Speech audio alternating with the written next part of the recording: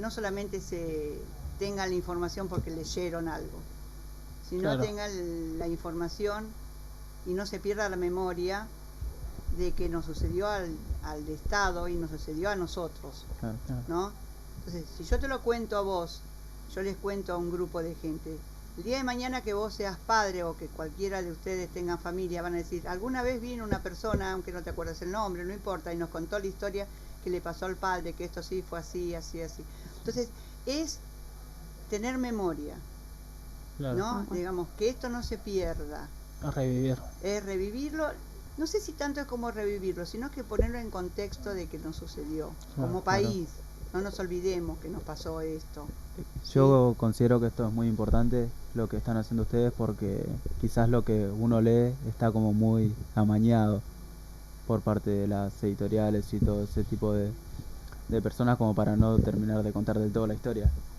Claro, pero un poco es eso, pero cuando uno lee la historia, cuando lee, lo mismo que cuando ves una película, te queda quizás más la información, ¿no? Es decir, si ustedes vieron la película Argentina 1985, bueno. Sí. Entonces, nosotros la vimos cuando se estrenó, y esta parte de la historia, que es la parte de atrás que no supimos, porque nosotros supimos del nunca más, del juicio y todo lo demás, pero no muy poco cómo, se supo. no se supo cómo se armó, digamos, ¿no? Digamos, el entramado. También es la historia. Si bien hay pasajes de la historia de la película que da para cierta discrepancia con algunos un poco más en el tema, pero para la juventud, para la información general, para que aquel que nunca supo o que no sabe lo que nos sucedió se entere de alguna u otra manera. También eso es memoria. Y con la memoria viene la justicia y la verdad. Sí, ahí hay como dos temas que yo también recién pensaba, ¿no? Digo, porque pienso, a veces también pienso, pero no piensa, y más aunque esté nublado, sea viernes, esté lloviendo, uno piensa, ¿no? Y digamos en lo que dijo, ¿tu nombre es? Esteban. Lo que dijo Esteban, me quedé pensando en dos cosas, ¿no? Contestarle algo a Esteban y después contestarle lo que dijo la compañera Saya. Esteban, una de las cosas que a nosotros nos pasa, digo, yo no soy familiar, soy contemporáneamente más joven que las compañeras, digo, puedo ser un hijo o un nieto. Sí. Nieto no, hijo. Hijo tuyo. Hijo mío. Sí, mínimo, pues, claro. Claro. Bien, en eso, no nieto. Nieto ¿Nieto desaparecido? Sí. Sí, posiblemente. Bueno, seguimos. Volvemos al tema. Algo muy interesante en primera instancia de por qué pensar en las charlas y en las transmisiones hacia las nuevas generaciones, por partes, ¿no? Vamos, digo, una tiene que ver con los sentidos y los legados políticos. Es decir, hubo una generación como las del papá de Ana, y más jóvenes, porque el papá de Ana era un señor adulto, mayor para esa edad. Tu hijo tenía 41, 45. 45 de antes no es como 45 de ahora. 45 de antes era un señor ya abuelo, entrado en era un señor entrado en años. Hoy alguien de 45, depende del sector social al que pertenezca, es más un pibe, una piba, o también puede ser abuelazo, ¿no? No cambia el asunto. Ahora, primero recuperar las historias de esas militancias, porque hay una generación entera, más grande como la del papá de Ana, y más joven, digo, que tendría, como la edad de la presidenta, la vicepresidenta Cristina Fernández, 70 años, monedita, que creyó que el país podía ser otra cosa, y que no es que solamente lo creyó. Los adolescentes de la UES. Los jóvenes de 16, 17 años de esa época, que uno siempre habla hoy en día de los adolescentes, en qué tan, qué pin, qué pan, que siempre se habla mal de los adolescentes, ¿no? Digo, como chivo expiatorio, no solo creían en la posibilidad de que el país podía ser distinto, sino que hacían cosas radicales para que el país sea distinto. Porque una cosa es escribir un tuit, hacer algo, contar, bla, bla, bla, y otra cosa es hacer. Y toda esa generación hizo cosas radicalmente distintas para que el país sea distinto. Claramente se necesitó una represión tan salvaje y tan bestial para acabar con eso, para generar miedo y que a todos se nos vaya la idea de querer hacer cambios radicales realmente estructurales en la Argentina. Claro. Por eso hoy estamos discutiendo una cosita acá, una cosita allá, y las discusiones políticas hoy son muy pequeñas, no son discusiones políticas grandes. O se discute de candidatos. Entonces, por un lado, creemos que es necesario recuperar esas historias para recuperar la politicidad y nuestras prácticas políticas. Y por otro lado, pensando también en lo que Saya preguntaba, ¿por qué dar estas charlas, estos encuentros? Porque nosotros también pensamos que que lo que pasó en los 70 va a seguir pasando y sigue pasando en otras escalas, con menor envergadura. No hay un plan sistemático de secuestro de bebés, no hay un plan sistemático de apropiación de personas, de secuestro, torturas, etcétera. Pero nosotros sabemos que todavía hay distintas áreas del Estado, en sus distintos niveles, que tiene atropellos bestiales hacia los derechos humanos. Desde cualquier tipo de fuerza de seguridad o fuerzas policiales, a mismo distintos grados de violencia que ocurren en, por ejemplo, con lo que es otro ejemplo que con violencia institucional, que no tiene que ver con la violencia y la represión policial, que es las violencias hospitalarias. Digo, Sí, el Estado sigue violando decenas de derechos y también una de las cosas que nosotros también pensamos como ejemplos de por qué las charlas también para tratar de fomentar la idea de justicia. Pero de justicia en la actualidad. Porque vamos a poner un ejemplo. Si a alguno de ustedes, la policía les mata a un amigo, o a un pibe que está con adicciones, o a alguien que salió medio que, no sé, que la policía no controló bien, alguien pasó, mató a alguien, atropelló, etcétera, y matan a alguien que uno quiere, o mismo en una cuestión medicinal, ¿no? Digo, lo matan por mala praxis en un hospital público, todos nos vamos a indignar, todos vamos a querer hacer algo, y nosotros creemos que es necesaria esa indignación, organizarla, contenerla, y dar una lucha también.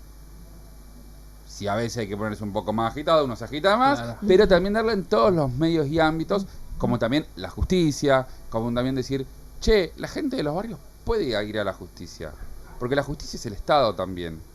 Y no puede ser que nos terminemos aceptando las versiones oficiales de a tal persona, no sé, me intentó robar y le pegaron un tiro en la cabeza, claro, o que lo matamos porque era un adicto y estaba descontrolado. Digo, situaciones así que saben, o decenas de cuestiones también vinculadas a la trata o prostitución, que sabemos que existen y que sabemos que hay que organizarse para buscar justicia. Totalmente. Uno, la verdad, vamos a ser sinceros, los más grandes podemos aguantarnos algunas cosas más, pero los más jóvenes no creen en las justicias. Y la gente en los barrios no cree en la justicia, porque cuando vos te roban en el barrio no vas a hacer la denuncia. Pero cuando vas a hacer la denuncia te dicen, no, en esta comisaría no es en la otra. Vas a la otra y dices, no, es en la otra porque es del otro lado de la calle. Vas ahí, ya perdiste media mañana de laburo.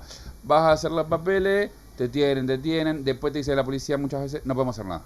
Y desistís. No. Y desistís. Entonces, muchas veces en los barrios terminan corriendo en la justicia por manos propias, cosa que no es justicia. La justicia por manos propias no es justicia. Totalmente. Digo, si alguien mata, viola, abusa, lo que sea, sí, hay que detenerlo, hay que hacer las averiguaciones, hay que hacer los peritajes, hay que establecer todo, tienen que tener su garantía, y si se lo encuentra culpable de abuso, de violencia, de lo que sea, preso. Se tiene que encargar el funcionario encargado de hacer cumplir la ley. Porque si no, termina pasando lo que ocurre hoy en día, que las cárceles están atestadas de la mayor cantidad de gente de familias muy humildes, de familias con problemas de desempleo estructural, de gran cantidad de familias muy extendidas, de problemas de adicciones, y muchos están detenidos sin causa firme, claro, sin condena, y están detenidos preventivamente.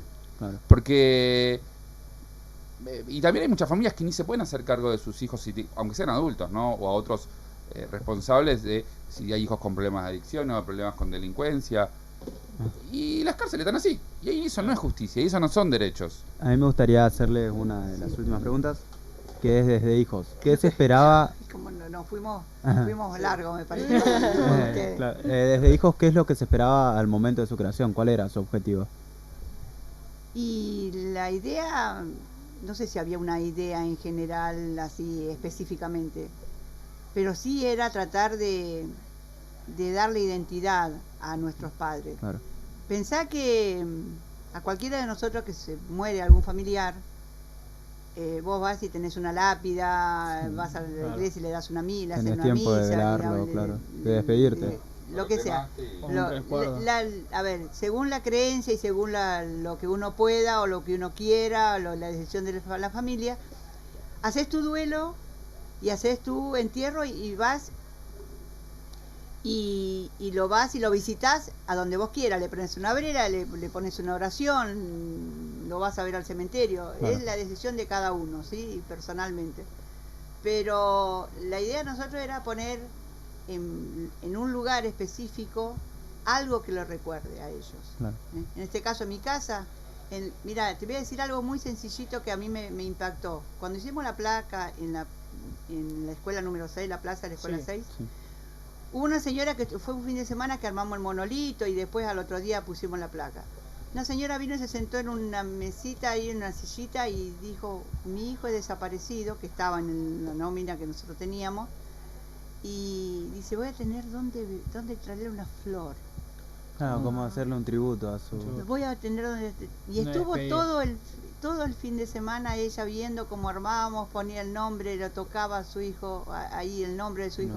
Pequeño, ese pequeño acto Pero a la vez que profundo. importante para ella. Después con el tiempo nos pidió que le pusiéramos una placa en la puerta de su casa. Claro.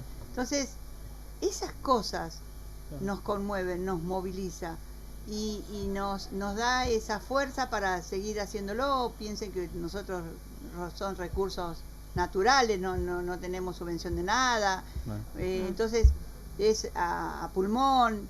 Claro. Y conseguimos la letra y y armamos las letras y armamos esto y Todo con hacemos, su propio esfuerzo. claro, y nos ponemos todo en campaña de hacerlo, decir cuándo nos juntamos y hacemos esto, y bueno, y eso fue esa fue la intención desde un principio, y después el juicio, que fue lo más importante, lograr que a 19 fueron los Y los ahora juzgados. el dato tan fresco y exacto no lo estoy teniendo. Si Bueno, recuerdo, pero la 19. mayor cantidad fueron penas perpetuas y condenas a 25 años. Ahora no me puedo hablar Creo que exactamente. eran 19 los genocidas Creo que sí. Sí. que fueron juzgados, que nosotros no tuvimos la suerte de verlos Claro. directamente porque no se presentó nadie, Claro. porque pobres viejitos estaban Ah, enfermos, claro. ¿viste? Claro, Estaban pobrecitos. detenidos, no lo permitían, nosotros lo veíamos por pantalla. Digo, basta hablar sencillamente con el caso de Alfredo Boan. Alfredo Boan es uno de los represores de la Brigada de Investigación de San Justo, está vivo. Vive en Rafael Castillo. Nosotros hicimos un scratch en el 2016, si no recuerdo mal. Sí, antes de la... En el 2016. ¿Por qué? Digo, porque el tipo está en la casa ahí, fue policía de la Brigada de Investigación de San Justo durante todo ese periodo. Él dice que no inició nada, bla, bla, bla. Está condenado, digo, a 25 años, digo, va a morir en la casa. Claro. Pero, por ejemplo, ese señor vive en una casa que tomó en un operativo policial. En Claro, el año encima es una toma. en el año 75 o 76, digo, ahí hay una judicialización que no está hecha. Fue la policía de la Brigada de San Justo a hacer un operativo policial a esa casa. Bailaron toda la casa, la gente que vivía ahí, los compañeros de la militancia, se habían ido ya porque les habían dicho que la casa estaba cantada. Se fueron y este policía se quedó, tomó la casa, Claro. de manera ilegal claramente, se quedó viviendo ahí 4 generaciones. Entendemos todos que hay problemas habitacionales en Argentina, Sí. no nos vamos a meter con ese tema. Sí, sí. Claro. Ahora, después de ese operativo militar, ocuparon la casa, toda la familia se quedó viviendo en la casa y claramente, más allá de ser una libertad de elección, toda su familia es policía. Claro. Y estamos hablando de que está bien que quien quiera formar parte de la fuerza, ahora estamos hablando de elementos o miembros con una gran carga de violencia muy fuerte. Claro. Porque no estamos, o sea, una cosa es un policía que jamás ha tenido una tacha y tenga una familia de policía, etcétera, y otra cosa estamos hablando de un policía en esa época sospechado por crímenes de lesa humanidad, ahora condenado por lesa humanidad, que realmente tiene una familia con grandes rasgos de violencia, Claro. Claro, comprobado y declarado. Y son funcionarios públicos la policía. No nos podemos olvidar que un policía, un médico, un enfermero, un doctor son Son empleados Son públicos. funcionarios Claro. Y su responsabilidad es responsabilidad final del Estado. Entonces, Claro. Bueno, no sé si No, bueno, veo al compañero acá, que ya se le va el tiempo. claro. Sí, ya. No, ya, bueno, le Nos extendimos agradecemos. muchísimo de lo que teníamos, pero No, muy interesante y le agradecemos. yo vengo tarde pero hablo mucho. Eso no hay. totalmente Ah. agradable igual su compañía. Gracias. Dale. Bueno, Estamos agradecidos por venir, darnos esta pequeña reflexión, información también que le hacemos llegar a los chicos que nos escuchan y lo que vamos a divulgar, que también es muy importante saber esto, como bien lo dijimos en la charla. Y bueno, le agradecemos que hayan venido y damos por terminado el programa de hoy. Bueno, Muchas nosotros gracias le a- Muchas gracias por agradecemos venir. a todos ustedes por este espacio que nos brindan y por este momento tan grato, ¿sí? No. Muchísimas Gracias. gracias. Muchas gracias y bueno, a seguir organizándose, fomentando la organización, la formación política, la discusión, los debates y a participar, que nadie les puede poner un freno. Totalmente. Gracias. Muchas gracias.